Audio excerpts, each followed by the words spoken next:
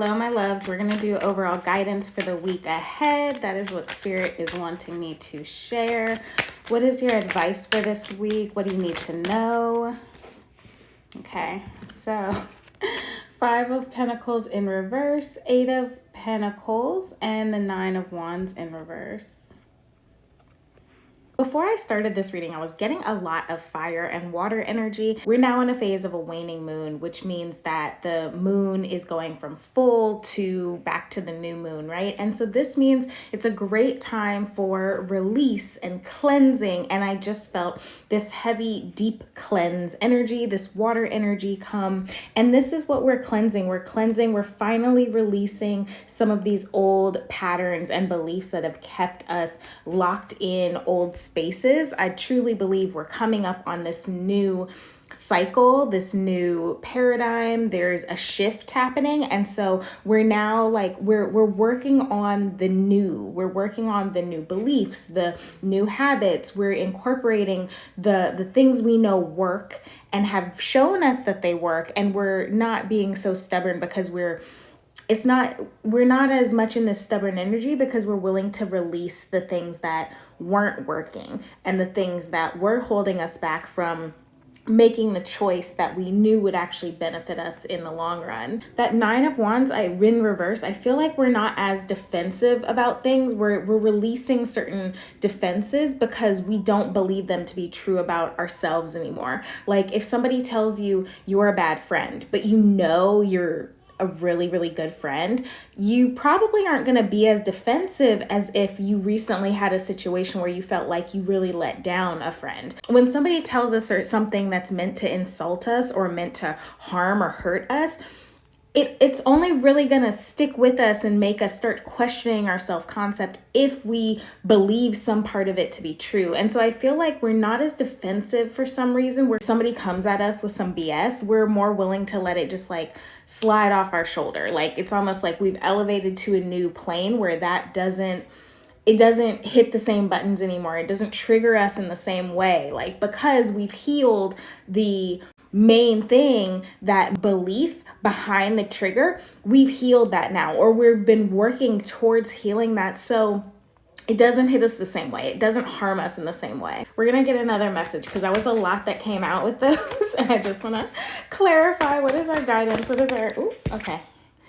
Ignite your passions, fire guardian. Yeah, I feel like this is very much sacral chakra energy. This is even solar plexus to me because I feel like this is not only getting in touch with what makes us passionate, but it's letting it out into the world and not really caring who sees or who's there to judge us or watch us or whatever. It's like, F you, if you're just going to be watching, I'm gonna put on a good show. I'm gonna get a surrender card. What do we need to surrender this week and release? Geez, all these cards want to come out. Okay. Miracles, surrender to miracles, surrender procrastination, do that thing, stop putting it off, write that book, start that paper, edit that video, stop putting things off. This is a week to really get ahead for some reason, even though I feel like this is the last week before Mercury retrograde. Interesting, but it feels like it's a time to go. Let the creative juices flow. And in fact, Mercury retrograde is really good for the writing and creativity part of things. If you think of Mercury, Gemini, it's good for old ideas that are popping up, And so if an old idea comes to you in a new form, then definitely take it, write with it, really work with it because it could be something big. Surrender procrastination, surrender to passion. Okay. Here we go. So also, getting it in this week could be good, but if you don't want any children, then definitely take precautions.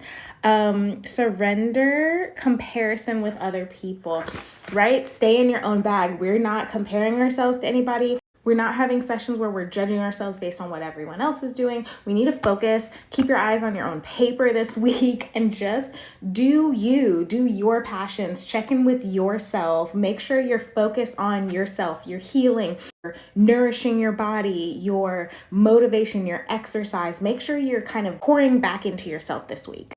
I feel like when we start stepping into who we truly are, when we just stop caring what other people think, stop caring what we think, what our judgments of ourselves are and what we're creating, what we're doing, just throw stuff at the wall and see what sticks this week. Surrender procrastination. Surrender to miracles was the one I really wanted to show you. Be open to miracles occurring in your life. Feel and know that these events are real. Let go of any resistance. Okay? And banish any doubt that miracles can happen.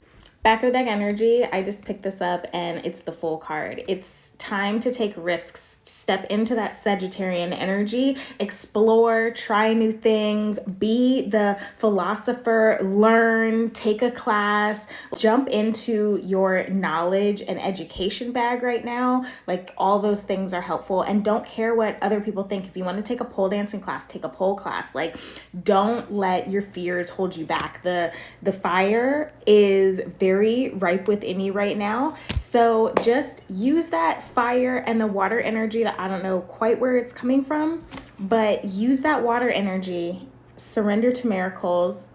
Just know things are flowing in. Know that things are flowing. And when you allow your creativity and your passions to flow freely, that's when all the abundance, all the good is going to be flowing in. So